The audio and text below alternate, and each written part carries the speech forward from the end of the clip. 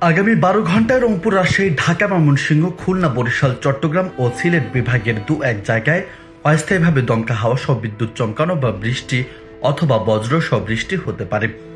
সেই সঙ্গে কোথাও কোথাও বিক্ষিপ্তভাবে শিলাবৃষ্টির সম্ভাবনাও রয়েছে। সোমবার রাতে বাংলাদেশ আবহাওয়া অধিদপ্তরের 120 ঘন্টার পূর্বাভাসে এসব তথ্য জানানো হয়েছে। এতে বলা হয়েছে, এখন সন্দ্বীপ ও সীতাকুণ্ড অঞ্চল, ঢাকা, টাঙ্গাইল, নারায়ণগঞ্জ, মাদারীপুর, মৌলভীবাজার, রাঙামাটি, কুমিল্লা, চাঁদপুর, ফেনী, খুলনা, বাগেরহাট ও পটুয়াখালী জেলার উপর দিয়ে মৃদু তাপপ্রবাহ বয়ে যাচ্ছে। সেটি কিছু জায়গায় থেকে প্রশমিত হতে পারে, ফলে সারা দেশে দিন এবং রাতের তাপমাত্রা সামান্য কমতে পারে। এদিকে মঙ্গলবার সন্ধ্যা 6টা থেকে পরবর্তী 24 ঘন্টায় পূর্বাভাসে রংপুর, রাজশাহী, ঢাকা, ময়মনসিংহ, খুলনা, বরিশাল, চট্টগ্রাম এবং সিলেট বিভাগের এক জায়গায় অস্থায়ীভাবে দমকা হাওয়া সহ বজ্র সহ বৃষ্টি হতে পারে।